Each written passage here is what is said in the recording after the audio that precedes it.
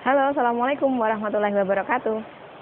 Kali ini Ustazah mau mencoba menjelaskan secara singkat, padat dan jelas, semoga jelas ya. Ini tentang pertemuan pertama kita bahas sifat-sifat eksponen. Sifat-sifat bilangan eksponen. Eksponen itu apa sih? Eksponen itu pangkat ya. Jadi kalau ngomongin eksponen, berarti ngomongin tentang bilangan berpangkat atau sesuatu yang berpangkat. Pangkatnya apa? Terserah pangkatnya mau pangkat bilangan atau pangkat variabel atau pangkat apapun ya. Nah, sini kita mulai kenal dulu dengan pangkat itu. Mulai dari mana kenalnya? Dari sifat-sifatnya, sifat-sifat eksponennya. Nah, di sifat-sifat eksponen itu nanti dibagi lagi menjadi beberapa bentuk bilangan atau bentuk pangkatnya. Nah, pangkatnya itu kan ada, kalau kita tahu bilangan itu ada bilangan bulat, bilangan pecahan, bilangan desimal dan lain sebagainya, bilangan akar.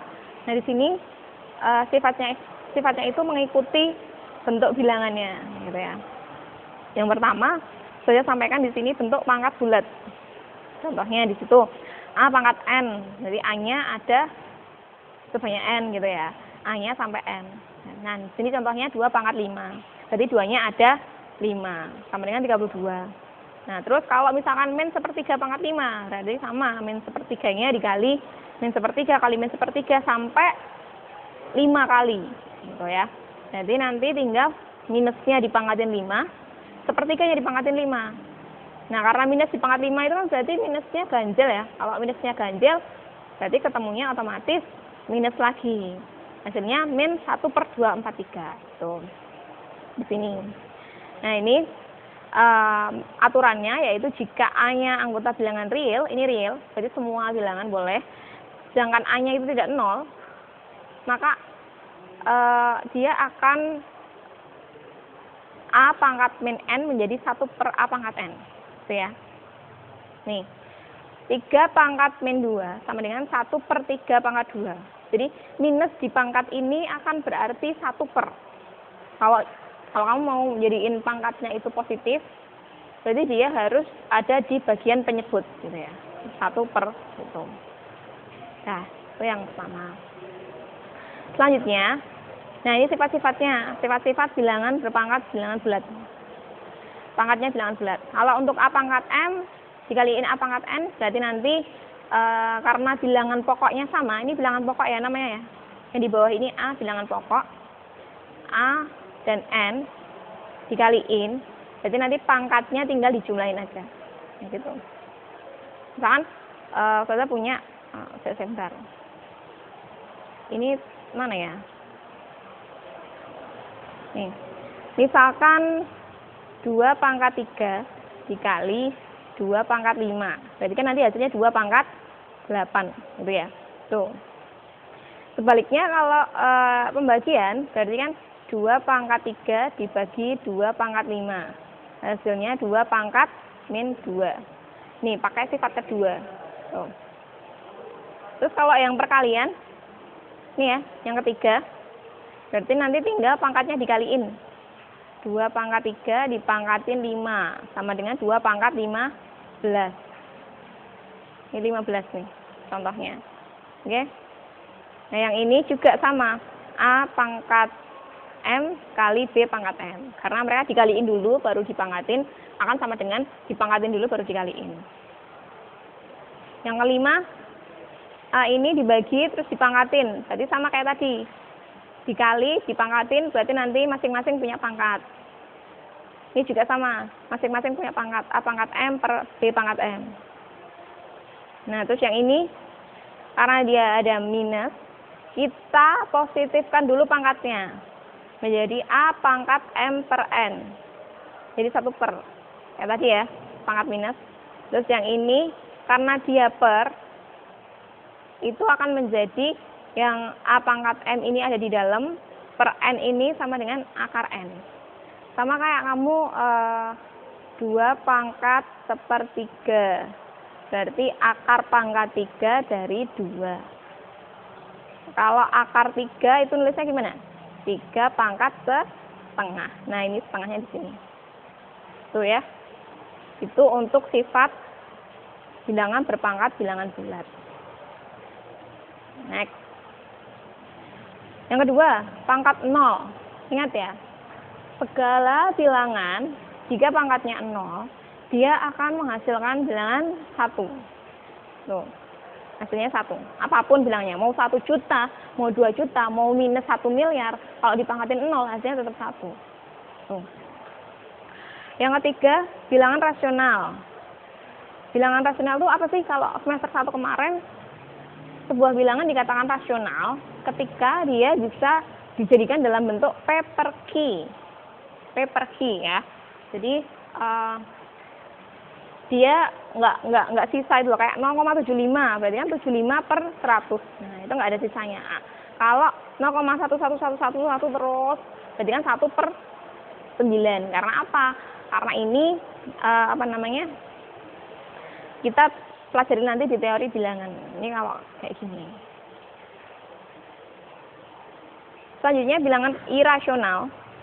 Dia tidak dapat dinyatakan dalam bentuk paper key. Contohnya apa? Akar. Akar 5 sama dengan ini, kayak gitu. Terus bentuk akar. Akar pangkat P dari A. A pangkat seper P. Kayak tadi ya. 2 pangkat sepertiga kayak tadi loh. Nah, dia akan berlaku kalau di dalamnya dikaliin akarnya N kayak gini, berarti nanti akar pangkat N dari A, akar pangkat N dari B gitu ya. Itu 5 jenis bilangan yang digunakan dalam sifat-sifat eksponen. Nah, operasi aljabarnya untuk bentuk akar itu ada. Kamu ingat kelas 9 nggak? Kelas 9 itu kan dulu pernah kalian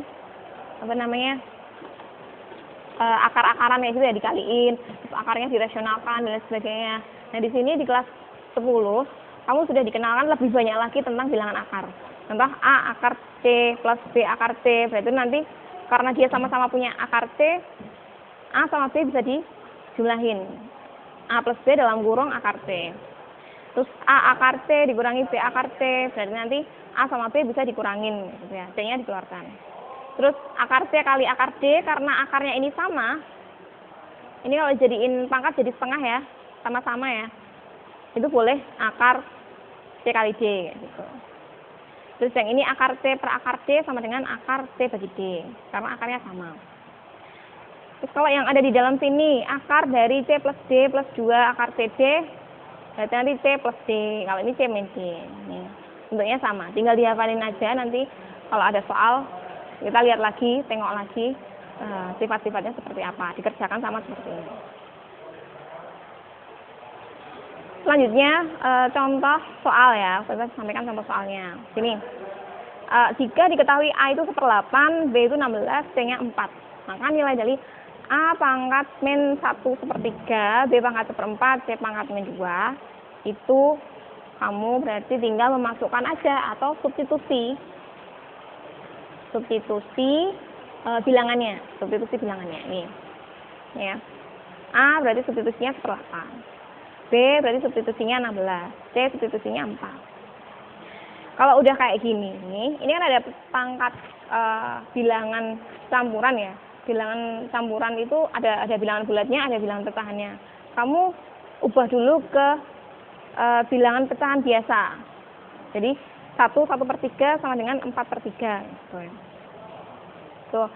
Terus habis itu baru yang 8-nya ini dijadikan 2 pangkat 3. Sama halnya dengan 16 jadiin 2 pangkat 4. 4-nya jadiin 2 pangkat 2. Karena kita harus mengambil angka terkecil dari bagian-bagian angka tersebut. Faktor terkecil gitu ya. Faktor prima terkecil. Nah, itu. 8 berarti 2 pangkat 3. 16 berarti 2 pangkat 4. 4 berarti 2 pangkat 2. Kayak gitu terus.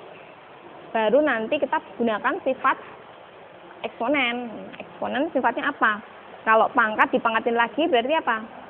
Dikaliin. Nih, hasilnya kayak gini nih, dikaliin 3 kali 4/3. 4 kali 1/4, 2 kali min 2. Hasilnya seperti ini. Kamu pasti sudah mahir ya untuk mengoperasikan kayak gini, hitungan-hitungan kayak gini. Tinggal diperkuat di bagian sifat-sifat pangkatnya saja. Kalau udah sama dua-dua kayak gini, berarti ini bilangan pokoknya sama. Berarti tinggal kamu mengoperasikan pangkatnya saja.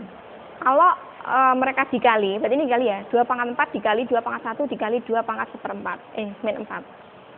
Itu pangkatnya ditambahkan semuanya.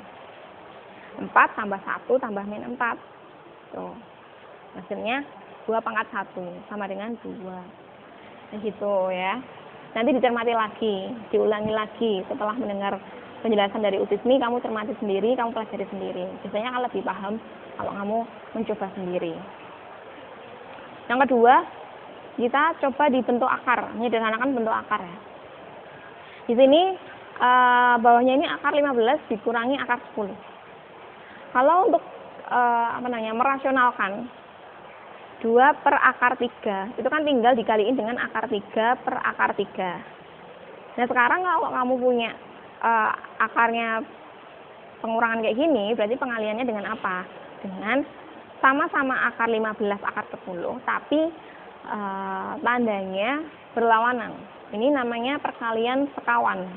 Ya, sekawan. Ya, sama-sama bentuknya, hanya berbeda tanda. Ini perkalian sekawan. Tuh.